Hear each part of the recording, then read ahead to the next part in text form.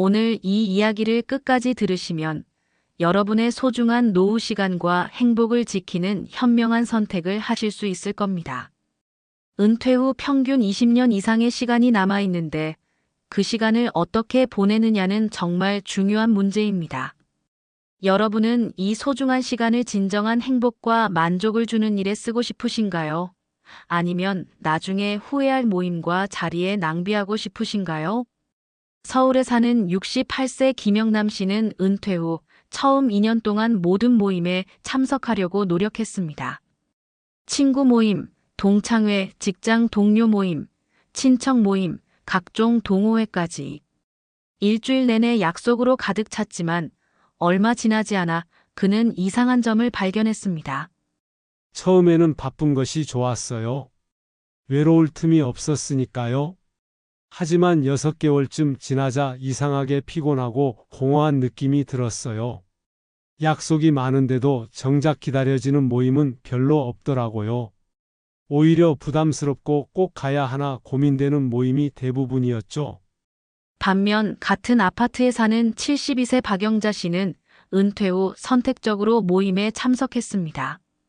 일부 모임은 정중히 거절하고 정말 의미 있는 관계와 활동에만 시간을 투자했습니다. 저는 처음부터 모든 모임에 다 갈 수는 없다고 생각했어요.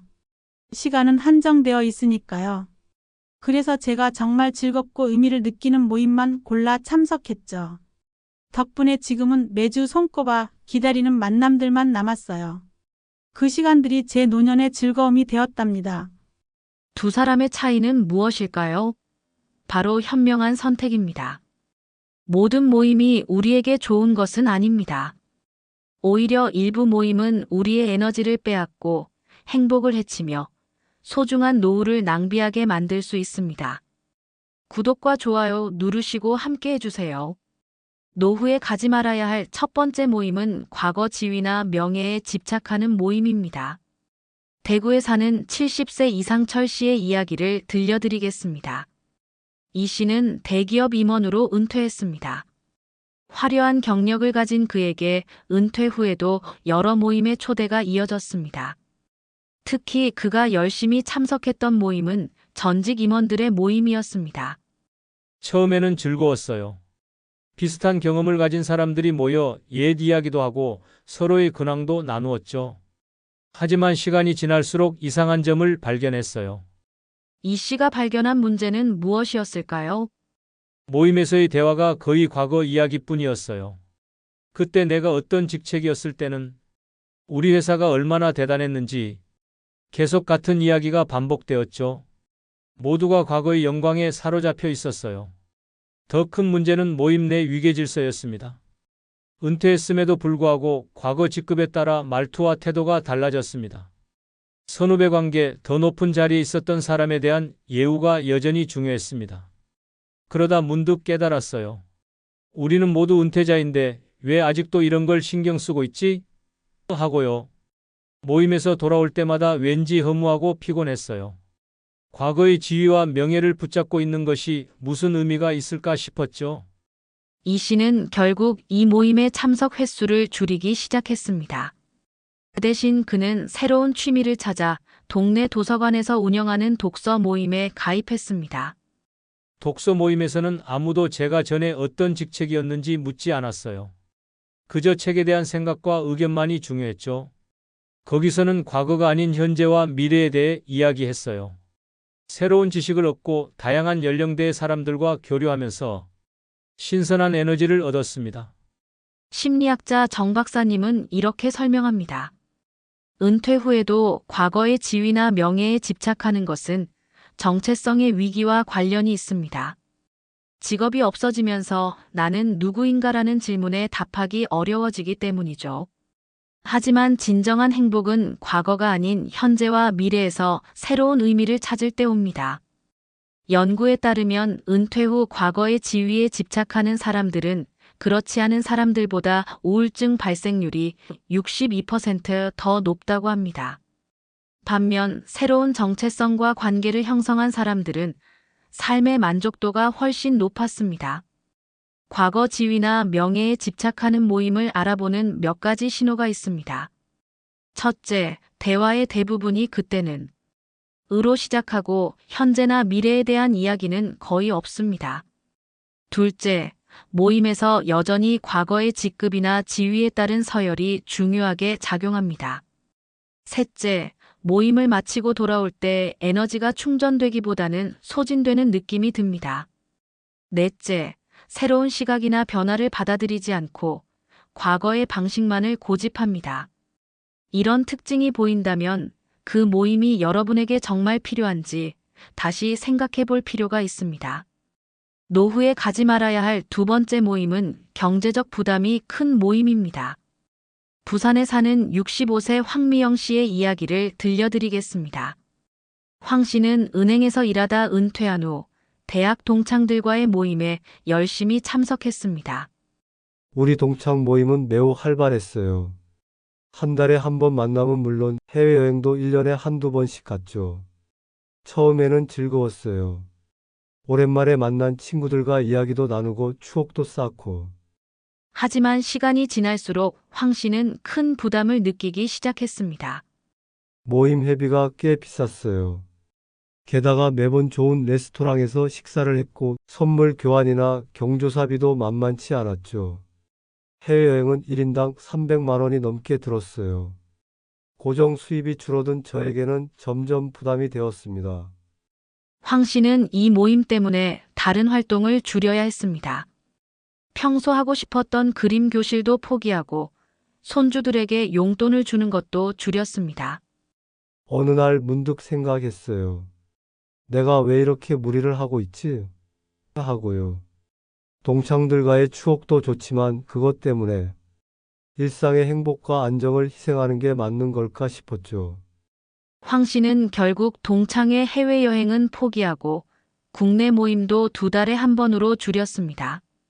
대신 지역문화센터에 무료 그림 교실에 등록했고 손주들과 더 많은 시간을 보내기 시작했습니다. 처음에는 동창들의 시선이 걱정되었어요.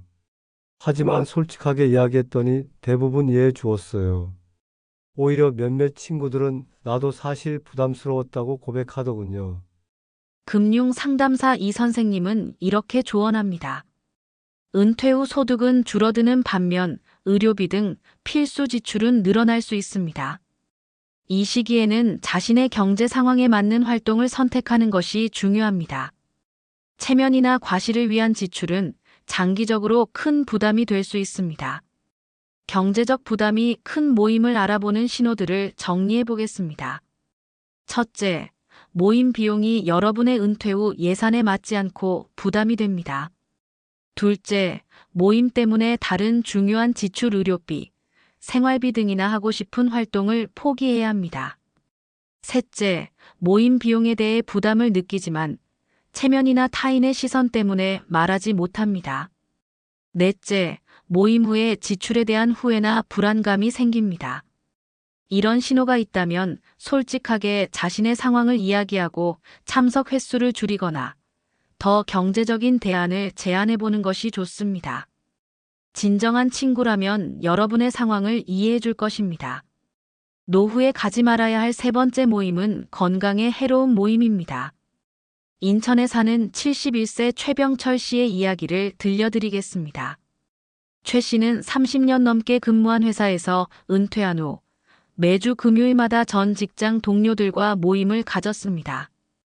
우리 모임의 주요 활동은 술 마시기였어요. 금요일 저녁 6시에 만나서 보통 밤 11시, 때로는 새벽까지 술을 마셨죠. 옛 이야기도 하고 웃기도 하면서 즐거운 시간을 보냈습니다. 하지만 시간이 지날수록 최 씨는 건강에 이상을 느끼기 시작했습니다. 처음에는 다음날 숙취만 있었는데 나중에는 위장 문제가 생기고 혈압도 올라갔어요. 의사 선생님께서 술을 줄이라고 강력히 권고하셨죠. 게다가 나이가 들면서 술이 예전만큼 빨리 깨지 않았어요. 토요일 하루를 완전히 날리는 셈이었습니다. 최 씨는 단순히 술 문제만이 아니라 불규칙한 생활 패턴이 건강에 영향을 준다는 것을 깨달았습니다. 밤늦게 집에 들어오니 수면 패턴이 깨졌고 보통 다음 날은 아침 운동도 못했어요. 식사도 불규칙해지고요. 한 번의 모임이 사실은 제 일상 전체를 흐트러뜨리고 있었던 거죠. 최 씨는 용기를 내어 모임에 덜 참석하기로 했습니다. 매주 가던 것을 한 달에 한 번으로 줄였고 참석할 때도 음주량을 크게 줄였습니다. 대신 토요일 아침 등산 모임에 가입했어요. 처음에는 힘들었지만 지금은 그 시간이 정말 소중해요. 맑은 공기를 마시며 산에 오르는 기분은 정말 상쾌합니다. 건강도 좋아졌고 새로운 친구들도 사귀었어요. 서울대학교 의과대학 김 교수님은 이렇게 설명합니다. 노년기에는 신체의 회복 능력이 젊었을 때보다 떨어집니다. 음주, 흡연, 늦은 시간까지 이어지는 모임, 불규칙한 식사 등은 건강에 더 큰 부담을 줄 수 있습니다. 특히 고혈압, 당뇨 등 만성질환이 있는 분들은 더욱 주의해야 합니다. 연구에 따르면 65세 이상 노인의 경우 과도한 음주는 인지기능 저하와 낙상 위험 증가, 만성질환 악화 등의 문제를 일으킬 수 있다고 합니다. 또한 불규칙한 생활 패턴은 수면의 질을 떨어뜨리고 면역력을 약화시키는 원인이 됩니다. 건강에 해로운 모임을 알아보는 신호들을 정리해 보겠습니다. 첫째, 모임의 주요 활동이 음주, 흡연 등 건강에 해로운 행동 중심입니다.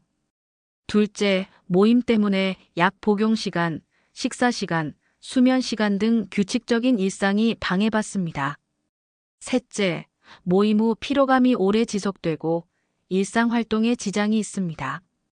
넷째, 의사로부터 특정 활동을 줄이라는 권고를 받았지만 모임 때문에 지키기 어렵습니다. 최 씨는 이렇게 조언합니다. 즐거운 시간도 중요하지만 건강을 잃으면 모든 것을 잃는 거예요. 저는 모임을 완전히 끊지는 않았지만 횟수를 줄이고 방식을 바꿨어요. 진정한 친구들은 제 건강을 걱정해주며 이해해 주었습니다. 노후에 가지 말아야 할 네 번째 모임은 부정적인 대화가 주를 이루는 모임입니다. 대전에 사는 67세 장영숙 씨의 이야기를 들려드리겠습니다. 장 씨는 아파트 단지 내 노인정에서 매일 오후 시간을 보냈습니다. 처음에는 외로움을 달래기 위해 시작했어요. 같은 아파트에 사는 또래들이 모이니 금방 친해졌고 말동무도 생겨서 좋았죠. 하지만 몇 개월이 지나자 장 씨는 이상한 점을 발견했습니다. 모임의 대화가 항상 비슷한 패턴이었어요. 자녀들이 연락 안 한다는 불평, 몸이 아프다는 이야기, 정부 정책에 대한 불만, 이웃이나 지인의 안 좋은 소문. 처음에는 공감하고 위로도 받았지만 시간이 지날수록 부정적인 감정만 쌓이는 것 같았어요. 장 씨는 노인정에서 돌아오면 항상 기분이 가라앉고 피곤했다고 합니다. 심지어 평소에도 부정적인 생각을 더 많이 하게 되었습니다. 어느 날 딸이 절 보더니 엄마 요즘 왜 이렇게 부정적으로 바뀌셨어요? 라고 물었어요. 그 말을 듣고 깜짝 놀랐죠. 제가 그런 줄도 몰랐거든요. 장 씨는 노인정 방문 횟수를 일주일에 2번으로 줄였고 대신 동네 도서관의 시니어 독서 모임에 가입했습니다. 독서 모임에서는 책에 대한 이야기, 새로운 지식, 긍정적인 경험 공유가 줄을 이뤘어요. 모임이 끝나면 기분이 좋아지고 에너지가 충전되는 느낌이었죠. 심리학자 박 교수님은 이런 현상을 감정의 전이라고 설명합니다. 우리는 함께 시간을 보내는 사람들의 감정과 태도에 영향을 받습니다. 지속적으로 부정적인 대화에 노출되면 무의식적으로 그 패턴을 따라하게 되고 세상을 바라보는 시각도 부정적으로 변할 수 있습니다.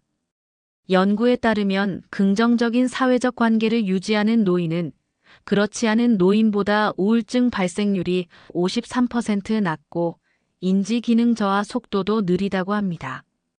우리가 누구와 시간을 보내는지가 정신 건강에 큰 영향을 미치는 것입니다. 부정적인 대화가 주를 이루는 모임을 알아보는 신호들을 정리해 보겠습니다. 첫째, 대화의 대부분이 불평, 불만, 비판, 험담으로 이루어집니다. 둘째, 모임이 끝난 후 기분이 가라앉고 의욕이 떨어집니다. 셋째, 시간이 지날수록 자신도 생각과 대화가 부정적으로 변하고 있음을 느낍니다. 넷째, 새로운 주제나 긍정적인 이야기를 꺼내면 빠르게 부정적인 이야기로 돌아갑니다. 모든 대화에는 때로 불만이나 걱정을 나누는 시간이 필요합니다. 그것이 공감과 위로를 주기도 하니까요. 하지만 대화가 항상 부정적인 내용에만 머무른다면 그 모임이 여러분의 정신 건강에 도움이 되는지 다시 생각해 볼 필요가 있습니다. 장 씨는 이렇게 조언합니다. 저는 노인정을 완전히 끊지는 않았어요. 가끔 가서 안부도 묻고 정을 나누죠. 하지만 제 시간과 에너지를 더 긍정적인 모임에 투자하기로 했어요. 덕분에 마음의 여유도 생기고 삶을 보는 시각도 달라졌답니다. 노후에 가지 말아야 할 5번째 모임은 성장과 변화를 방해하는 모임입니다. 광주에 사는 74세 박정호 씨의 이야기를 들려드리겠습니다. 박 씨는 평생 중학교 국어교사로 일하다 은퇴했습니다. 은퇴 후 그는 평소 배우고 싶었던 영어를 공부하기 시작했습니다. 젊었을 때부터 외국 여행을 꿈꿨는데 영어를 못해서 늘 불편했어요. 이제 시간이 생겼으니 제대로 배워보자고 생각했죠. 박 씨는 동네 문화센터에서 시니어 영어 강좌를 듣기 시작했고 열심히 공부했습니다. 6개월 후 그는 간단한 영어로 대화할 수 있게 되었고 1년 후에는 외국인 관광객 안내 봉사 활동도 시작했습니다. 하지만 박 씨의 새로운 도전을 못마땅하게 여기는 모임이 있었습니다. 바로 30년 넘게 함께 해온 동네 바둑 모임이었습니다. 매주 토요일마다 만나서 바둑을 두었는데 제가 영어 공부 때문에 가끔 못 가게 되자 친구들이 불만을 표현하기 시작했어요. 이 나이에 무슨 영어냐, 사서 고생한다. 나이답지 않게 무리하지 말라는 말들이 나왔죠. 처음에는 농담처럼 들었지만 시간이 지날수록 박 씨는 부담을 느꼈습니다. 친구들이 새로운 취미에 대해 이야기할 때마다 비웃음을 받는 느낌이었어요. 제가 외국인 봉사 활동을 시작했을 때는 쓸데없는 일 한다. 그냥 편하게 살지라는 말들이 나왔죠. 심지어 영어 단어 외우느라 치매 걸릴 거라며 놀리기도 했어요. 박 씨는 바둑 모임에 참석할 때마다 자신의 새로운 도전에 대해 이야기하기가 점점 꺼려졌습니다. 때로는 자신이 잘못하고 있는 건 아닌지 의심하기도 했습니다. 그러다 한 번은 영어 수업에서 만난 78세 김 선생님과 이야기를 나누게 되었어요. 그분은 70세에 영어를 시작해서 지금은 외국 드라마를 자막 없이 볼 정도로 실력이 좋았죠. 그분을 보면서 나이는 숫자에 불과하구나라는 생각이 들었어요. 박 씨는 결국 바둑 모임 참석을 한 달에 한 번으로 줄였고 대신 영어 스터디 모임과 외국인 안내 봉사 활동에 더 많은 시간을 할애했습니다. 새로운 모임에서는 모두가 배우려는, 성장하려는 마음을 가진 사람들이었어요. 80대 할머니도 계셨는데 그분은 손주들과 영어로 대화하는 게 꿈이라고 하셨죠. 서로 응원하고 격려하는 분위기가 정말 좋았습니다. 심리학자 최 교수님은 이런 현상을 소속 집단의 동조 압력이라고 설명합니다. 사람들은 본능적으로 자신이 속한 집단의 규범을 따르려는 경향이 있습니다. 특히 오랜 기간 함께한 모임일수록 그 압력은 강해질 수 있어요. 하지만 노년기는 새로운 경험과 도전을 통해 뇌를 활성화하고 삶의 의미를 찾는 것이 매우 중요한 시기입니다. 연구에 따르면 은퇴 후에도 새로운 것을 배우고 도전하는 노인은 그렇지 않은 노인보다 인지 기능이 더 오래 유지되고 삶의 만족도도 높다고 합니다. 새로운 도전은 뇌에 새로운 신경 연결을 만들어 노화에 따른 인지 기능 저하를 늦추는 효과가 있습니다. 성장과 변화를 방해하는 모임을 알아보는 신호들을 정리해 보겠습니다.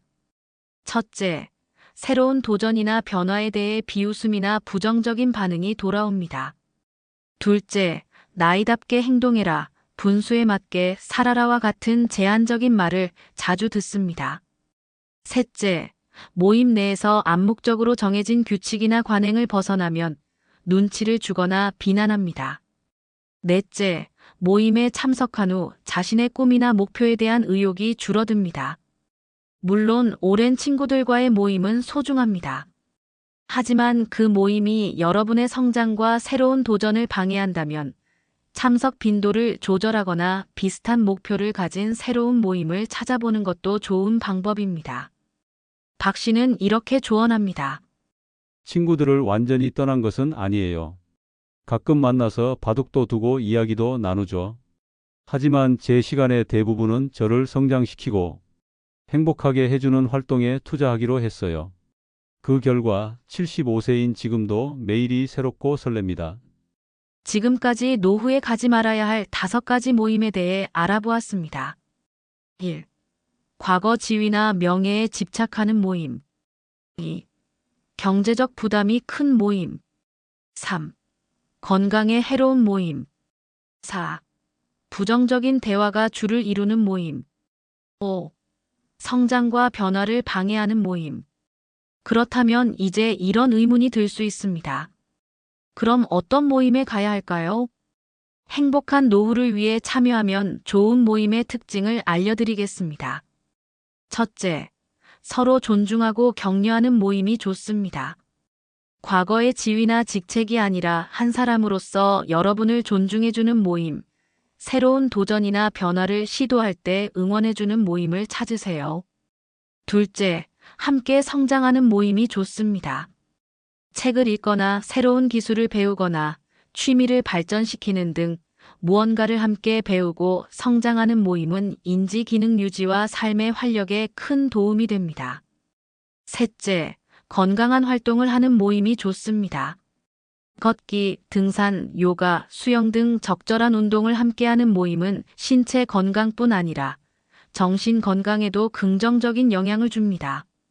넷째, 긍정적인 대화가 오가는 모임이 좋습니다. 물론 때로는 힘든 이야기를 나누고 위로받는 것도 필요하지만 대체로 희망, 감사, 기쁨 같은 긍정적인 감정을 나누는 모임이 노년의 삶의 질을 높입니다. 다섯째, 여러분의 경제 상황에 맞는 모임이 좋습니다. 과도한 회비나 지출 부담 없이 편안하게 참여할 수 있는 모임을 선택하세요. 지역복지관, 도서관, 주민센터 등에서 운영하는 무료 또는 저렴한 프로그램들도 많습니다. 여러분이 이미 참여하고 있는 모임이 이런 특징을 갖추고 있나요? 그렇다면 정말 좋은 모임입니다.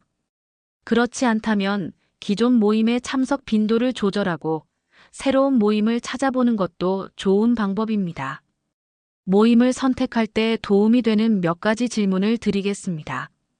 이 모임에 참석한 후 나는 어떤 기분이 드는가? 에너지가 충전되고 기분이 좋아진다면 좋은 모임입니다. 반대로 피곤하고 기분이 가라앉는다면 다시 생각해 볼 필요가 있습니다. 이 모임은 내 현재와 미래에 도움이 되는가? 단순히 과거를 회상하는 것을 넘어 현재의 삶을 풍요롭게 하고 미래에 대한 희망을 주는 모임이 좋습니다. 이 모임에서 나는 진정한 나로 존재할 수 있는가? 여러분의 생각과 감정을 솔직하게 표현할 수 있고 있는 그대로의 모습으로 받아들여지는 모임이 좋습니다. 이 모임은 내 건강과 경제 상황에 부담이 되지 않는가? 신체적, 정신적, 경제적 부담 없이 참여할 수 있는 모임을 선택하세요. 노후의 모임 선택은 단순히 시간을 보내는 문제가 아닙니다. 여러분의 건강, 행복, 성장에 직접적인 영향을 미치는 중요한 결정입니다. 은퇴 후의 평균 수명이 점점 길어지는 요즘, 어떤 사람들과 시간을 보내지는 더욱 중요한 문제가 되었습니다. 서울에 사는 76세 김순애 할머니의 이야기로 마무리하겠습니다. 김할머니는 은퇴 후 5년간 여러 모임을 경험하다가 결국 자신에게 정말 중요한 3개의 모임만 남겼습니다. 월요일에는 복지관 합창단, 수요일에는 공원 걷기 모임, 토요일에는 도서관 독서 모임에 참여해요. 이 3 모임은 저에게 큰 기쁨과 의미를 줍니다. 다른 날은 손주들과 시간을 보내거나 혼자만의 시간을 즐기죠. 김할머니는 이렇게 조언합니다. 젊었을 때는 인맥을 넓히기 위해 모든 모임에 참석하려고 애썼어요. 하지만 이제는 알았죠. 중요한 건 모임의 수가 아니라 질이라는 것을요. 저에게 진정한 기쁨과 의미를 주는 소수의 모임만 선택하니 시간도 에너지도 넉넉해졌어요. 이제는 정말 가고 싶은 곳에만 가고 정말 만나고 싶은 사람들만 만납니다. 그게 행복한 노후의 비결이 아닐까 싶어요. 여러분도 오늘부터 자신의 모임을 돌아보고 정말 가치 있는 모임은 무엇인지 생각해 보세요. 필요하다면 과감하게 일부 모임을 줄이고 여러분에게 진정한 기쁨과 의미를 주는 모임을 찾아보세요. 시간은 한정되어 있습니다. 특히 소중한 노후의 시간을 어떻게 보낼지는 여러분만이 결정할 수 있습니다. 오늘 이야기가 여러분의 행복하고 의미 있는 노후 생활에 작은 도움이 되길 바랍니다. 더 많은 행복한 노후 생활 팁이 필요하시면 구독과 좋아요 부탁드립니다. 감사합니다.